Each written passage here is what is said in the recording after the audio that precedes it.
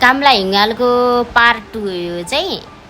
हामी चाहिँ नारमा बस्यौँ, हिजो 9:30 बजेतिर आएको थियौँ। त्यस पछाडि खानासाना खायौँ अनि यो चाहिँ भोलिपल्ट बिहानै त्यही नारको माथि डाँडो हो यो चाहिँ। यो नार्फाभूमि गाउँपालिकामा पर्छ।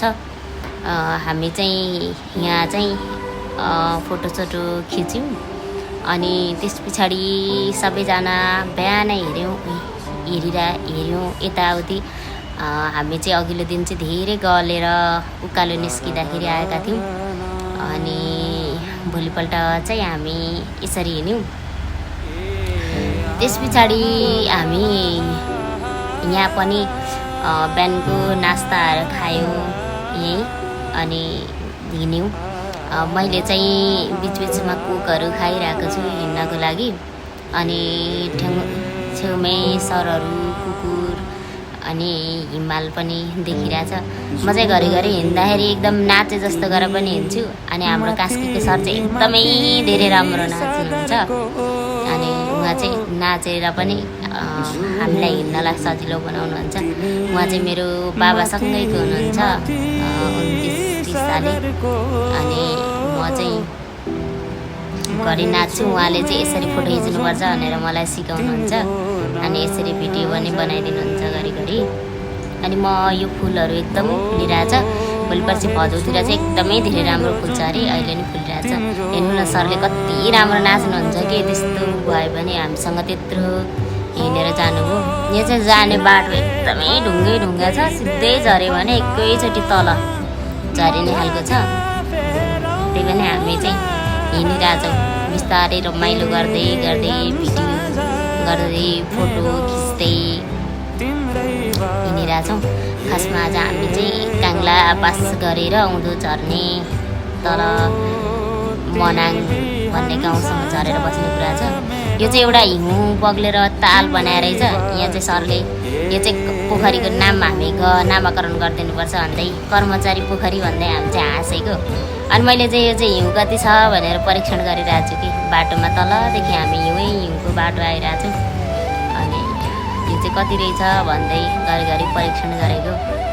अनि मेरो चाहिँ यो हिउँमा खेलेर होला 2-3 दिन सुरु 2-3 दिन पछाडि चाहिँ पुरै नाकहरू यो सबै अनुहारहरू रातो हो अनि पछि पुरै पाप्रा भएर गयो कि त्यस्तो नराम्रो भएको थियो। म त पुरै अनुहार बिग्रिन्छ होला जस्तो लागेको थियो तर बिग्रिन चाहिँ बिग्रिएन। अहिले चाहिँ ठिक भइसक्यो मलाई। यो चाहिँ एकदमै मैले हिउँहरू देखाइरहेको छु।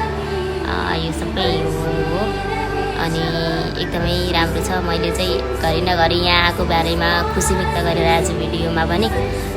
यहाँ आउन पाएकोमा मलाई चाहिँ लोकसेवाले कहाँ पुर्याइरहेछ भन्दै दैलेखबाट मनाङ आएँ।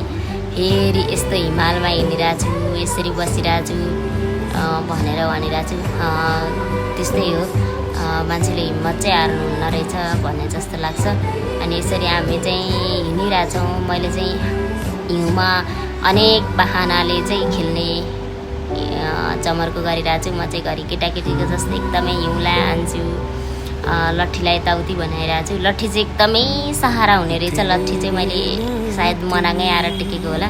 लट्ठीको महत्त्व कति रहेछ भनेर मैले चाहिँ एकदमै धेरै बुझेँ।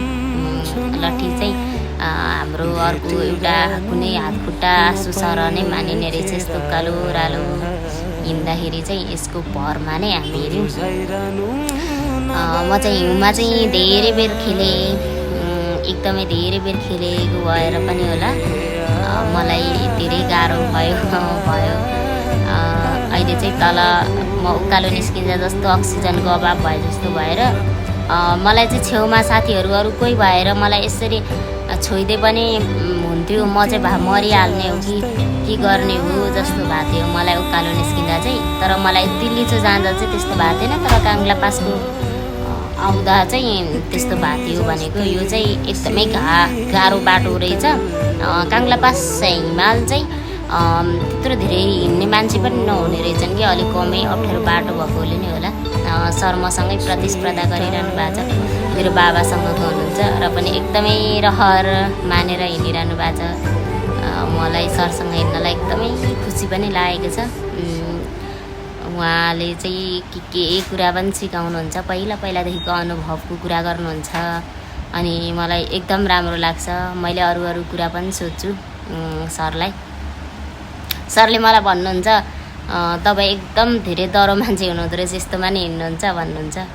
उकालोमा बिसाउँदै हिँडिरहेछौँ। अब यहाँ चाहिँ फेरि रुख बिरुवाहरू पनि कहीँ छैन है, तलदेखिको धेरै भइसक्यो। हामी बसे भन्दामा छेउतिरदेखि चाहिँ रुखहरू चाहिँ पाइँदैन। त्यहाँ चाहिँ एक दुईवटा साना बुट्यानहरू के जस्तो देखिन्थ्यो, तर त्यहाँभन्दा माथि चाहिँ हामी केही छैन। त्यो पनि भएर होला उकालो हिँड्नलाई साह्रै गाह्रो कि। उता तिल्लीचोको 22 घुम्ती भन्दा पनि एकदमै धेरै गाह्रो के। यता त गाह्रोको त कुरै नगरौँ कि, एक पाइलो छिटो साह्रो भने पनि लस्टै गाह्रो हुन खोज्ने, सासै फुत्किन खोज्ने। मैले चाहिँ यो ढुङ्गो परीक्षण गरेर लगेर त्यहाँ हालेर कति हिउँ छ भन्ने परीक्षण गरिरहेको छु। त्यो चाहिँ ठ्याक्कै बस्छ, तल बस्छ गएर।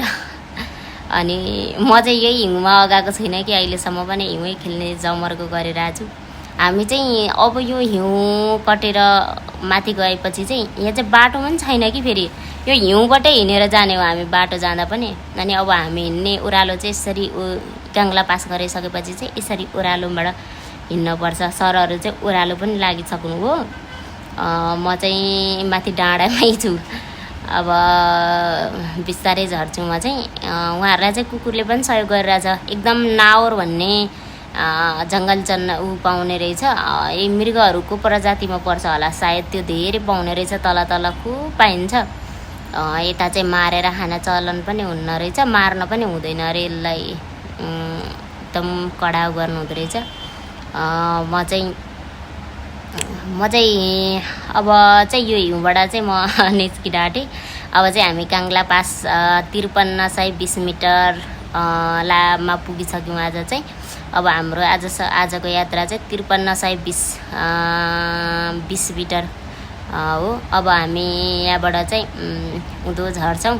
म चाहिँ फाइनल्ली रूपमा 5320 मिटर माथि